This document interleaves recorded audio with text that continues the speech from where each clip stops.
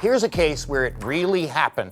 It's been a 50-year career that started with a sports-filled childhood. I was shaped to be a sports fan. His mom and grandmother were dedicated to giving him the love of sports that his late father no longer could. I was 6 years old. My father had died the year before. She took me to a neighborhood party, put me in front of a TV dinner tray with a tiny television set on it and said, sit right here. And by the way, it's Sugar Ray Robinson versus Bo Olson for the middleweight championship of the world. He's a sports broadcasting icon who ended up as a boxing commentator completely by accident and, yes, bad intentions. The executive who first assigned me to call fights at ABC was doing it to get rid of me. He was so certain that I would not fit in that role. Broadcasting legend and amazing storyteller Jim Lampley, and we got him now on The Pulse. May I say you're great? Thank you.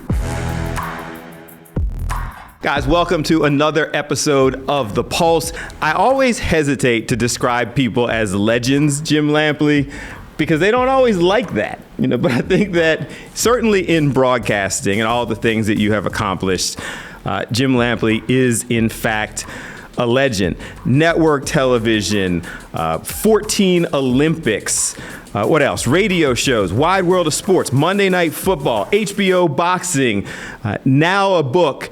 So many things, and it is my pleasure to have you join us. How are you, sir? I'm good, and I have no constitutional objection to you describing me as a legend, regardless of how hyperbolic that may be. There's so much of a story. There's things that you're doing right now, but can we backpedal to give some of the background? Because how did you get into what has been this amazing journey? So my father died when I was 5 years old, and my wife likes to point out all of your iconic stories begin with the words, my father died when I was 5 years old. It's the fundamental fact of my life because it left me under the care of my double widowed mother and my grandmother, and from them I learned my family history. I learned all of the details of who my father was, and I was shaped to be a sports fan. Both of them realized and emphasized that if my father had lived rather than died when I was 5, one of the things he most would have wanted was for me to be a fan and devotee of various sports. My mother added to that something very important in my ongoing progress, which was that regardless of my roots and regardless of how many grandparents and uncles and aunts could not properly pronounce the word Negro, that I would be an ardent devotee of equal rights for all people, of racial justice in the South where I was growing up, that I would be a fan of the civil rights movement. All of that ultimately coalesced with my early interest in boxing and the years that I spent alone in front of the television set watching Gillette Friday night fights and listening to Don Dunphy call fights, and ultimately my passionate love affair with one of the dominant public figures of my lifespan, Cassius Clay, who became Muhammad Ali. That was a huge through line in my life. It remains so to this day, and that helped to influence everything that has happened. That, along with the storytelling habit and storytelling acumen of both my mother and my grandmother. So all of that is true. Like I've read, it was your mother who was taking you to sporting events. It was your mother who was committed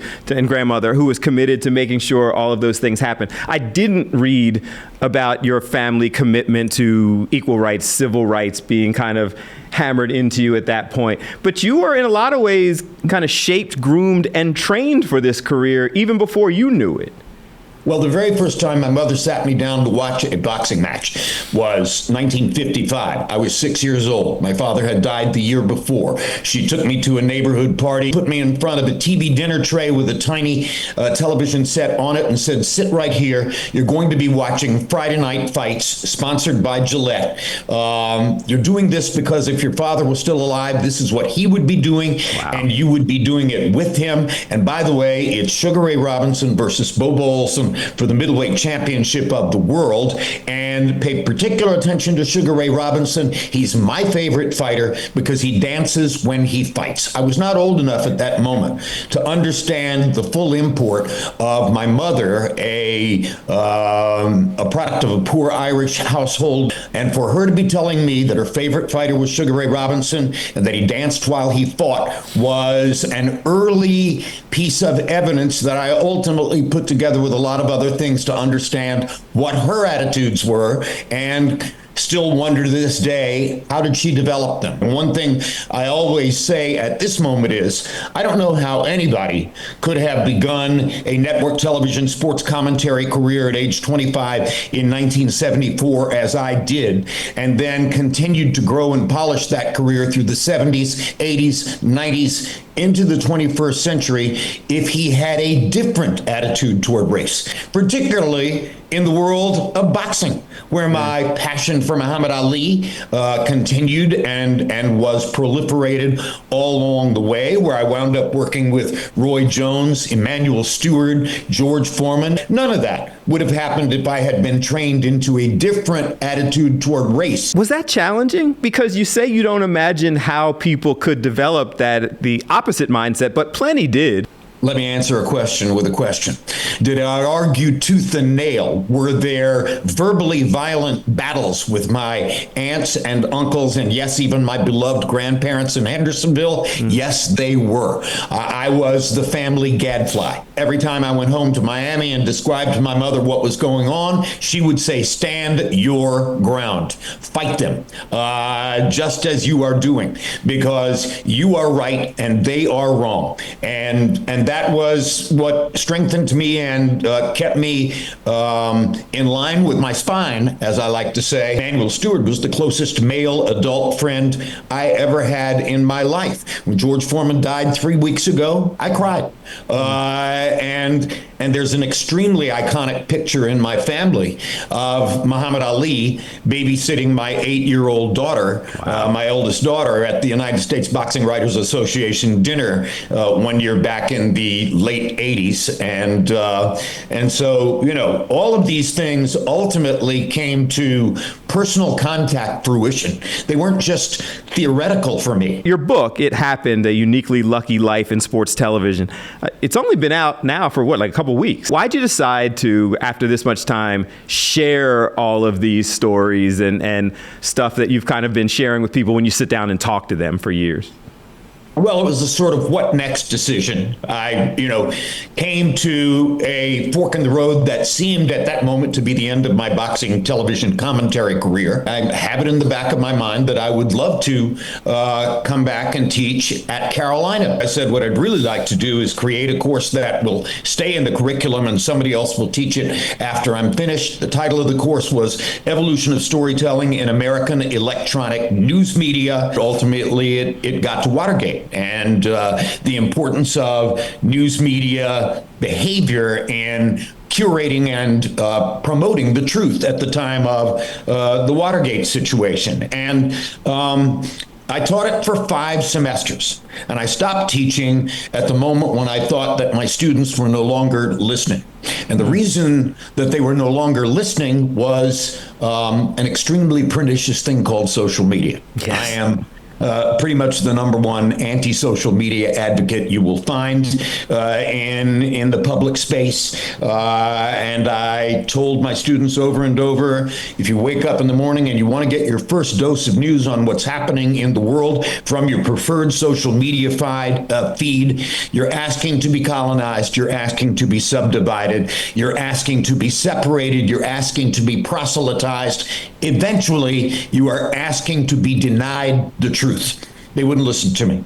And after a couple semesters of that and realizing increasingly that they weren't going to listen to me, I said, okay, I've had enough. So I sat down with my friend Art Chansky and began shaping and creating my autobiography titled It Happened. And as you know, Bill, the title comes from my call of George Foreman's never to be forgotten knockout of Michael Moore to become the oldest heavyweight champion in history. Unbelievably close in right hand shot. Boom! It happened. It happened. I didn't believe he could become heavyweight champion again at age 45, but he did. It happened. Coming up next, how he didn't exactly nail his job interview, but it all worked out. And the evaluation form from the initial screening interview said arrogant, abrasive, antagonistic, alienated. Wow. That became known in the football truck as the 4 A's. When you look back on the career, and I'd imagine writing the book in some ways kind of forces you to do that. Do you ever allow yourself to kind of sit back and go, whoa? It happened. I think the breadth of my career, the variety of my career, the ups and downs of my career, the way certain perceived failures led to things that could be seen as triumphs, the various different responses of all the networks that I worked for to the things that I said and did. I think all of that makes for a broad, rich, amazing Dostoevskian type story. Am I more likely to focus when I look back on my failures and mistakes and the ways in which I altered the path negatively rather than positively? Yeah. I mostly am. But am I also, in some instances, prompted to sit back and marvel, oh my God, look at the luck you had. Look at the people you worked with. Look at the things you saw and did. Yes, that too. The two things I love most about the book are my description of Franz Klammer's downhill at Innsbruck in 1976, my very first Olympics, and my accidental visit to the Miracle on Ice, 1980 in Lake Placid. And the thing that I like best about both of them is that they weren't supposed to happen. I was not supposed to be at Klammer's downhill. I was sent there on a whim by the executive producer at the last minute. And I was absolutely not supposed to be at the Miracle on Ice. I was sent there by the great Brune Arledge because in his golden gut instinct for when something unusual and extremely high profile was going to happen. And he called me in an edit bay and said, what are you doing? And I told him, and he said, stop doing that. Go to the hockey arena. We need you to find the right interview with which to close the telecast this evening. And I did. So those are my two favorite anecdotes in the entire book because they were not planned. They were not part of some predestined assignment that was mine because I was me. So you really do humbly embrace this as obviously a talent, but a lucky journey as well. People bristle against that. How can you call it all luck? You had the talent. You did all the things that you do. And I always start with, all right, okay, you want to say that I wasn't lucky. If you are the one person chosen from a 432 candidate talent hunt in 1974 to become the first person ever to stand on the sideline of a football game with a camera and a microphone, and you know clearly that you are the one person among the 432 who least fits all of the descriptive elements and the credentials of what they said they were looking for, you have to regard yourself as lucky. And the evaluation form from the initial screening interview said arrogant, abrasive, antagonistic, alienated. Wow. That became known in the football truck as the 4 A's. Every time I was difficult or obstreperous about something, the director, Andy Sedaris, would say, the 4 A's, there they are, right there. Arrogant, abrasive, alienated, antagonistic. I went on from there to build a 50-year career. Coming up, it was a boss who was actually trying to end his career that actually helped him grow to new heights. He thought that I was a complete misfit in boxing, and that was going to force me out the door. What he ultimately succeeded in doing was writing me a ticket to HBO. Hello again, I'm Jim Lampley, and I'm here to announce that after a few years away from ringside, I will be returning on May 2 under the banner of The Ring magazine to cover the triple header in Times Square that involves Ryan Garcia, Devin Haney, and Teofimo Lopez. There's at least one more thing that we need to talk about. You're going to do this again.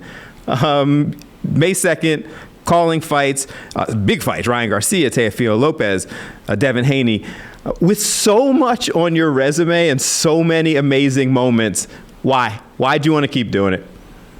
Because I'm a boxing blow-by-blow person. I committed myself to learning and embracing that role over a 31-year period, beginning on ABC and proceeding on to HBO. The executive who first assigned me to call fights at ABC was doing it to get rid of me. He was so certain that I would not fit in that role, that viewers would not accept me in that role. He thought that I was a complete misfit in boxing, and that was going to force me out the door. What he ultimately succeeded in doing was writing me a ticket to HBO, the #1 purveyor of boxing television in the world at that moment. So it happened. You know, you cannot explain these defiant facts in any other way to say that this guy was incredibly gifted idiosyncratically by the universe and given things that no one knew he deserved or could live up to. Boxing commentary is #1 on that list, and therefore I have a chance to return to being a blow-by-blow person. Over the long haul, that became who I am, and I'm proud of it, and I want to front it one more time. I love those stories. The people who think that they're doing something to get rid of you, the suits, the decision makers, and nope, you're not going to put me down. I will go ahead and take that, turn with it, and turn it into the Hall of Fame career. That's amazing. The man who made that decision wound up sitting in my control room for hundreds of hours of Olympic broadcasting when I was the late night and/or the cable host for NBC's Olympics coverage. He sat in my control room after having tried to obliterate my career, and every day I would say, "Good morning, Dennis," and every night I would say, "Good night, Dennis." And, you know, that's just a classic lesson in life in broadcasting in America. It happened, now out. Obviously, it is a strong recommendation, hopefully from our conversation and your experience, that people will get this and more, right? The lifetime of stories in that book. My wife asked me several weeks ago, you know, how is it that you start these stories and go off on some tributary into left field and seem to have left the original subject behind, and then there's some curve around the bend and you come back to where you were, et cetera? How do you do that? I said, that's exactly the way my mother and grandmother told stories. And so I'm proud of the book because it's me. And I think it fairly, faithfully, and honestly tells my stories. I don't shy away from my failures. I don't shrink from celebrating what became my successes. Coming up next, he's got so many stories with legends, including Mick Jagger describing watching Muhammad Ali versus Larry Holmes together. And he said, "Lamps, do you know what we're watching?" And I said, "No, Mick, what are we watching? It's the end of our youth." Anything else that jumps out at you as, yeah, they're some of the ones I'm most proud of? 14 Olympics. And you know, and I'm not the person who does the counting, but to this day, I am told that that is the largest number of Olympics assignments for any American broadcaster. I'm very proud just of the blurbs on my cover: Bob Costas, Billie Jean King, John Grisham, forward by Taylor Sheridan, probably the hottest television writer in the world right now. Not probably, the hottest television writer in the world. How did you get a forward by Taylor Sheridan? Well, we met. He's a massive boxing fan. The most memorable line in the book, by the way, was uttered by my friend and acquaintance, Mick Jagger, the night that Larry Holmes was beating up Muhammad Ali, and he said, "Lamps, do you know what we're watching?" And I said, "No, Mick, what are we watching? It's the end of our youth." It was torturous to watch what Holmes was able to do and was doing to Ali at that point. And Mick says, "It's the end of our youth." Perfect, right on target, and I'm glad I remembered it for my book. We end every episode of The Pulse with the theme of the show. The theme is using your voice for good. So I ask everyone when they hear the phrase, use your voice for good, what does that mean to you? Well, it means to me to use my voice to observe the best of my character and not the worst of my character. I have character flaws like anybody else. I can be selfish, petty, mean-spirited like anybody else, even to my daughters. even to my mother when she was alive. So I'm human. I fail sometimes in terms of personal character.